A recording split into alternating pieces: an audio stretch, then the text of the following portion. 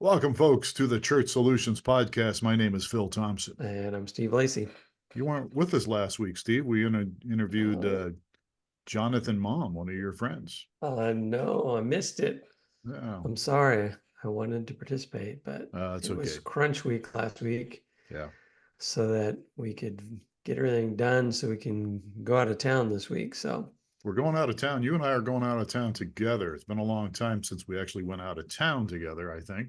And we're flying to Boulder, Colorado for the Glue Hackathon, right? AI hackathon, All yes. right. So we have a project that we're going to unveil there. Yes. Well, we're going to hack on it while we're there and unveil it on Sunday morning. All So, right. but Well, good. yes, I wanted to be far enough along that we could Right. actually show something worthwhile. So, And for those that don't know what this is, we won't get into it right now. But if they go to what do? Just Google Glue Hackathon 2024. Would that be a good place yeah, for that'll people probably to get you start? there. Yeah. Yeah. Glue, GLOO, organization, Christian organization that's been in place to try to help the Big C church by providing tools and collaboration and resources and things like that. So they're bringing the greatest minds together in AI for the church.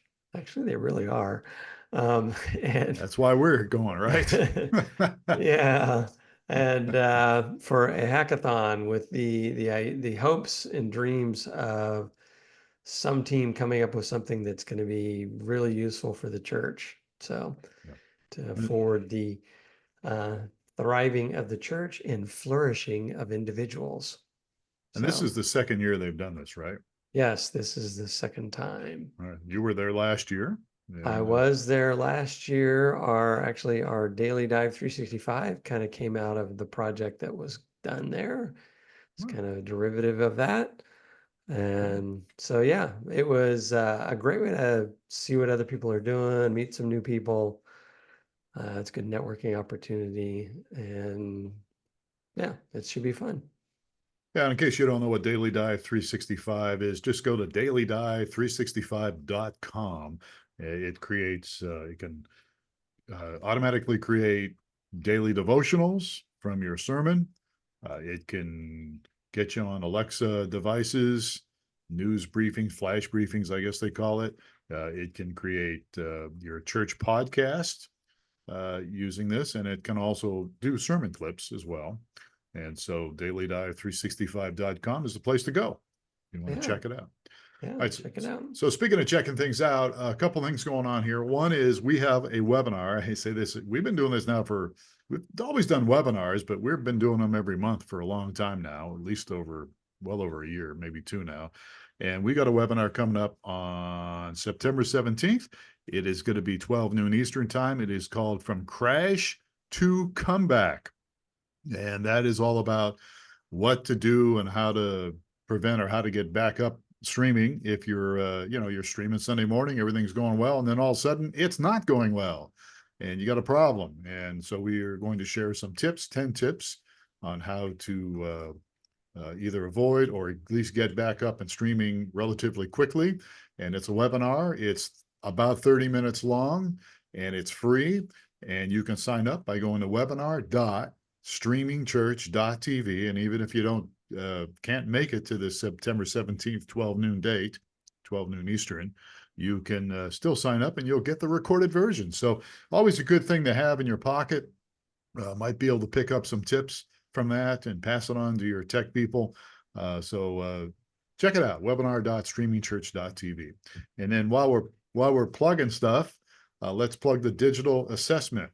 We have a digital assessment tool that can, if you're, everybody, hey, look, it's 2024, right? So you got social media stuff and all sorts of things going on that really your church should be a part of, at least to some degree.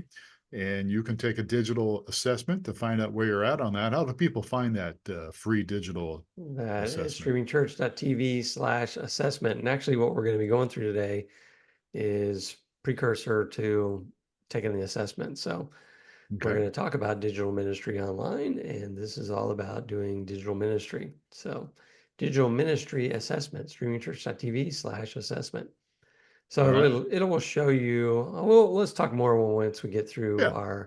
our deal. Yeah, and if you're keeping score at home, as always, just go to blog.streamingchurch.tv. I don't think I put the link in there for the digital assessment. I put the link in there for the webinar, but I can probably put that in later. But yeah, if you go to blog.streamingchurch.tv, it's kind of what we're working off of. We'll probably ad lib it as we always do, and maybe even add some things. So, all right. So uh, I don't have any recent stats on churches that are still streaming after the pandemic. I've heard it's been well over 80% still streaming, doing streaming video. I've also I saw a stat from, I think it's called Relative Magazine, or I think that's what the name of it is. Relevant Magazine, I think. And I saw a stat on them. And what's so funny about that? It's this Relative Magazine brought to you by Ancestry.com. So Okay. get in touch with your relatives. Well, I So was thinking no, relative in the sense of I don't know, like everything's relative, right? But no, it's relevant. relevant Okay. magazine, and they had a stat out. I think came out late last year saying that there's still over 40% of people, churchgoers, are still watching online. So there's people still watching online. There's churches that are still streaming online. Yeah, Uh, I'm sure the stats are probably higher than 80%. yeah, I come probably so. across very few churches that aren't streaming. So At least in in some some capacity. form. Yeah. So churches are still taking advantages even after the pandemic. It's 2024. We still have the pandemic. Oh, we don't have the pandemic, but we still have COVID-19 floating around there. Uh, Michael Gray, the guy we work with, he got it for the fifth time. Yes. So he claims. Okay. All right. Well, all right. So he got it five times. He's a five timer. He knows it. He knows it well, so he doesn't need to test anymore. He just knows it. Yeah. So, but there is, I mean, it is still going around. People, I know people that still have had tested and it's gotten COVID-19. And fortunately, not as many people are being hospitalized, but so that's good. But it's still going around. So people are still, it's still things happening. So let's just kind of jump into why churches are still doing this. Why are they still streaming? Well, in the notes, if you want to look at them, is first of all, honestly, it's cost effective, right? Yeah, it's a great way to get your church out there for very little. You're gonna do Sunday services anyway, right? Mhm. And being able to stream them is not out of the realm of possibilities for most churches. Most churches have all the stuff they need anyway. They already have AV equipment, and most have cameras, and an internet connection. So yeah, the costs are very low. You can get in and stream very effectively. So it gets gets you out in the world. Yeah, it's there. Technology's there, and churches are using. And as we just said, it's not Yeah. really that expensive to do now. Um, so that's an important point why churches are still doing it and why you should still do it. The other one is engagement is available. There you can still do engagement with streaming video. Now, look, if you just have the video player on your website or wherever you put it, but you don't have any kind of a way to engage your viewers, at least make it accessible for them to engage, then my opinion is you're missing something there. You're missing that opportunity to connect with people by just putting it on there. And that's why as we do some self-glossing here this morning, we at streamingchurch.tv have a very interactive video chat platform. We're not the only show out there, so to speak. There's other people that have a video, a platform that allows chat and interaction. Church Online has that platform available. In fact, we even have some customers that stream with us that use the Church Online platform. But we have a platform that we feel pretty good about. Yeah. And we could learn from the gaming world. I got one of my kids is a somewhat of a personality in the gaming world, and he's a commentator and promoter for a particular game, and he's got quite the following. And so we watch him on TV sometimes, oh, Ben's streaming. Oh, let's pull it up.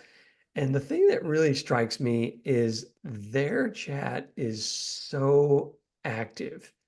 It is just, I mean, everybody they're goofing off and putting funky stuff in there, but it's just constantly flowing. And Ben's calls the game, and so he's talking with people that are chatting and laughing, and so it's just, I don't know, it's an environment I wish the church could get to, because it's just super active.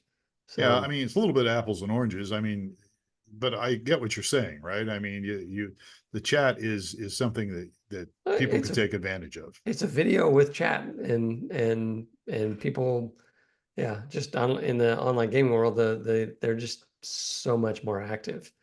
So Yeah. in the chat environment, and the chat's just, whereas you go to a typical church service, even if they do have chat, it's typically kind of a little slower, much slower than the gaming world. Well, there's I'll say that. opportunities. I mean, how can, since we're on this topic, how can people, how can this help? How can churches be more engaging? So they have a I chat think platform. How can they make I, it work I better? think the main thing is to have people chatting that are going to chat, they're going to chat with, so that having a web host or a an online host.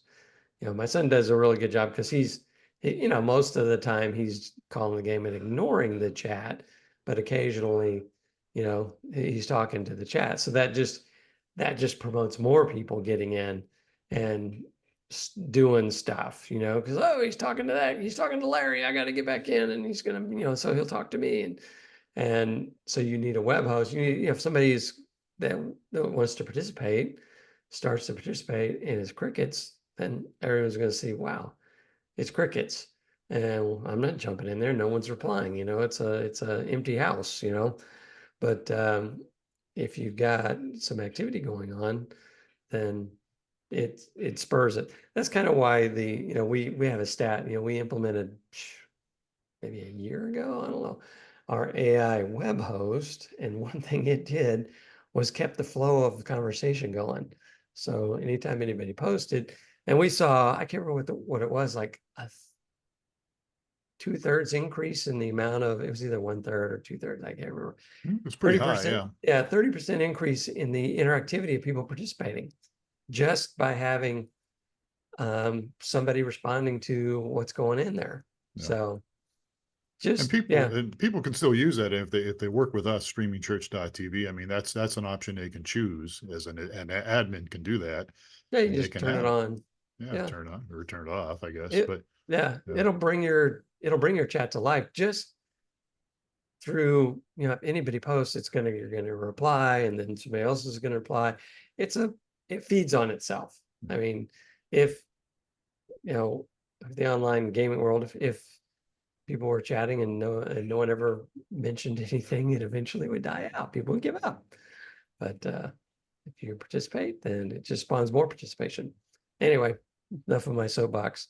well, So that's what I was looking for. And the other thing too is it's not just about chat.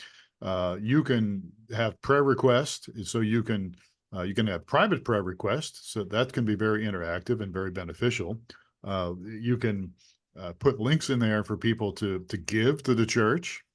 That's always something people like.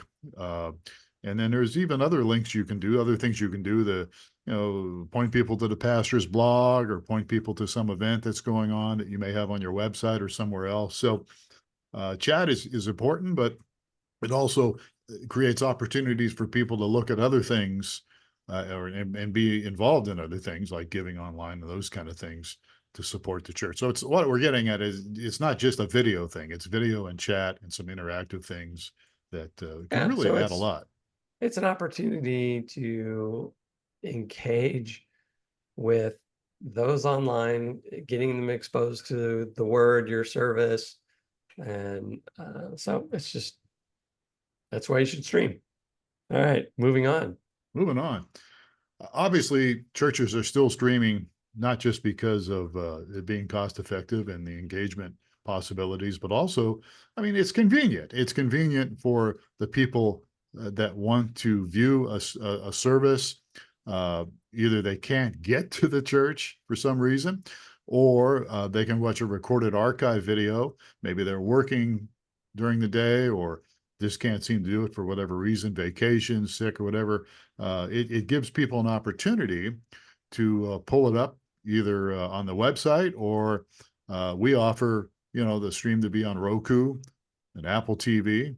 And so it's really a great opportunity, again, to connect with people that may have missed the service. Yeah, or it is convenient. I mean, my wife will, a lot of times I'm working a church service. I'm working in the back doing video switching and stuff. So she doesn't want to get all dressed up and go alone and sit by herself. So she goes, I'm just going to watch online. So, I mean, it is convenient. So Yeah. it, there's pros and cons for that, right? People on both sides of that. It makes it really easy for people to participate and get the word. I think, from one standpoint, and our buddy that supports or that manages the digital assessment thing talks about, gives the parallel of of takeout food. He says people aren't going to stop ordering online and going and picking up food or having food delivered, and they're not going to come into your store if you stop offering takeout, the pickup. What's going to happen is people are going to go, those guys don't offer takeout anymore. I'm going to go somewhere else that offers where I can order online and go pick it up, because I don't want to, sit in the restaurant or whatever. Yeah. So, so, he was drawing the analogy that if you shut down your streaming, that doesn't mean people are going to come to your church. They're going to probably find somewhere else they can attend online if it's more convenient and works with their life better. So anyway, Yeah, and I think if you're local, and you put together, you have, I mean, people want relationship, even introverts. I mean, we desire relationships with people. And so I think that if you're local, the people are going to come to your church, and but they may want to watch online occasionally too. And yeah, obviously, if you're global, that's a little harder to do. If you're somewhere in Ohio, yeah. and the churches in Arizona, that's going to be a little challenging to get to Arizona. But so you watch online. But if you're local, I think people will go, for the most part. Oh, Uh, I think so. I think that is the way it is. Most of the time they're going. It's just occasionally yeah. now they have a backup, like I can watch online. So I can still meet with my group this week and not have missed the service. And, Mhm. so Yeah, it's convenient. All it right. is. Number Next on four, our number number, four, number number, four, Quattro. yeah. So outreach, this is basically, this is a number one reason for streaming, in my opinion. It's that it's a way for people to test drive your church in a super convenient, very easy way. And I mean, I've quoted this stat before. It was a long time ago, but they're interviewing our new members class. I guess 80% of the people, they ask them, how did you find out about this church? 80% said I found out online. I attended online before I decided to come through the door.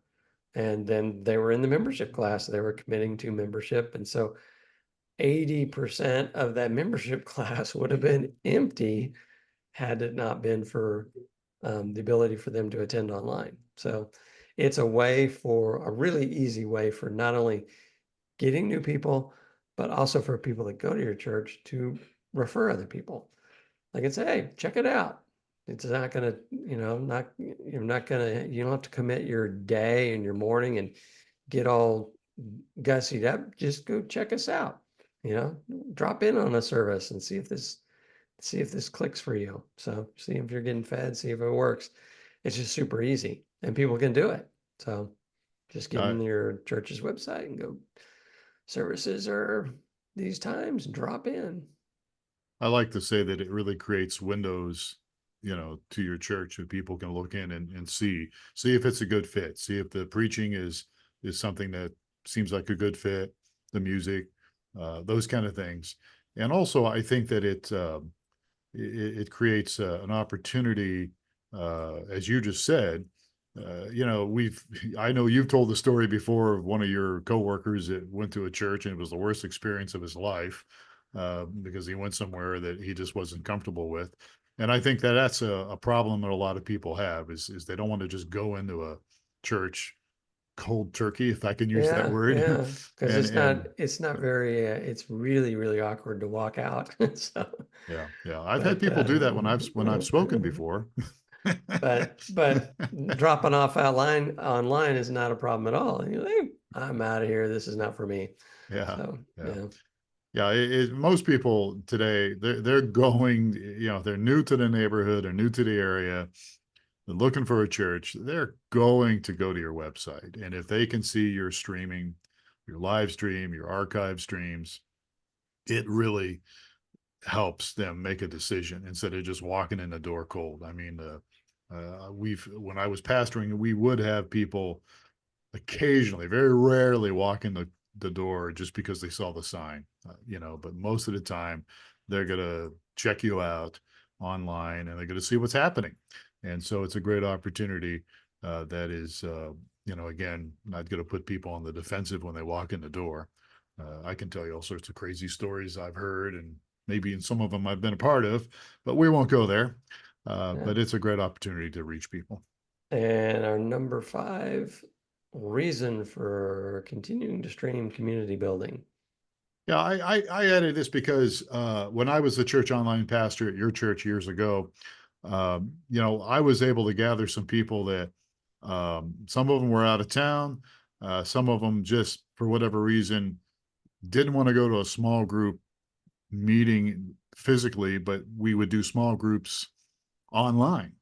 And so we met with people together online. We talked about the messages. We talked about different things. We prayed for each other and we did it online. We built community and it was real community. It wasn't just, artificial or just virtual. I mean, there was Mhm. people that, really existed and communicated and talked. And it was a good experience, but it was online.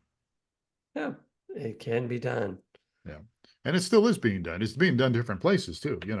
There's communities all over the place that are online with different people's hobbies and different Yeah, people's ideas. And I follow Jeff Reed on thechurch.digital, okay. and their whole ministry is about promoting and equipping 100% online ministries. So ministries that don't have a physical building, but they want to reach people. So they're leveraging the geographic the removal of geographic limitations because they're online, so they can form a group from people all over the world. So yeah, Yeah. All right. check them out. So some of the Thechurch.digital. say it again. Go ahead and repeat that again. Thechurch.digital is where they're located. Okay. All And right. yeah, they do a weekly podcast, and they've moved their platform over to Discord, which you and I have been experiencing for the past several weeks. So Yeah. Yeah. Well, we're getting, as we said at the beginning of the podcast, that we're going to this event in Colorado and they're using Discord to communicate, which is good. But I haven't muted Discord on my phone, so it will go off. Different people are communicating and talking about things and introducing themselves, and it's just beeping. And it's my fault. I should just mute the thing. But occasionally I want to see what's going on too. So I pull up Discord and look at it and all that stuff. But yeah. So let's remind people about the digital ministry assessment tool since yeah, we're talking about that. yeah, these are all um, you can get you can do an assessment. It will provide, I think it's 22 5 different areas, not these 5 areas, but 5 different areas on how you're doing with your digital ministry. They're kind of related to these. I haven't laid them against each other, but there it will score you according to how you fill out the assessment and give you recommendations for improvement. So and gives you a 22-page booklet that will score you bronze, silver, or gold in various areas, And and kind of show you where you're at and where you're doing well and where you could use some improvement. And the website again is? streamingchurch.tv/assessment. It's free, no obligation. It's kind of, it's kind of fun. Just do it for your ministry, find out how your ministry is doing. It's, it goes through and asks, it takes maybe 10 minutes or so to get through it. Okay. Several Okay. questions and stuff. So yeah. Okay. And we do want to remind people that our webinar again is coming up. Hopefully you will get to it. We're a week away or so from it, I guess, aren't we? Even less than a week away. So September 17th, 2024. It's called From Crash to Comeback, and it's about streaming video and how to get back on your feet if something happens, something catastrophic happens, which occasionally does happen. Not a lot, but occasionally it does happen. And so there's some good things to keep in mind. And just go to webinar.streamingchurch.tv. And while you're on that page, I believe you can look at some of the past webinars, right? Yeah, yeah. You can, it has a link to all the past webinars, and right there, webinar.streamingchurch.tv. Check it out. We're all about helping churches use technology, and because we've all been doing it for a long time, we've all been involved in ministry. So if we can help you, your church, or you personally in any way when it comes to this kind of stuff, let's reach out to us. You can just go to streamingchurch.tv. There's a little chat box in the bottom, and you can click on that anytime. And even if we're not in the office, we'll get your message and we will respond. So streamingchurch.tv, that's one of our products, and that's our main product. And by the way, check out Daily Dive 365.com. Check that out as well. Something Yeah, else we got we've going got some on. exciting stuff. I don't know if you saw some of the stats I just sent you. I did. I saw that. It The was great. over Yeah. 1,000% increase in activity. So People are, in a week, people are getting engaged in some churches. So yeah, check it out. And maybe next week at this time we'll come back and we'll have what is it, $250,000 in our pocket? Is that the grand prize for the No, Glue the grand prize, Hackathon? I think it's 100,000. Oh, okay. Well, it's not worth it then. Yeah, yeah. All right. All right. Well, look, folks, thank you so much for spending some time with us today. We sure appreciate it. And we sure hope that this helps you. And if you get a chance, make sure you subscribe to the Church Solutions Podcast wherever you get your podcast. Give us a rating. Let us know what you think. We'd love to hear from you. So for Steve Lacy, I'm Phil Thompson, and we're wishing you a great day. Please take care of yourself and each other, and we will catch you again on another episode. We'll talk to you soon.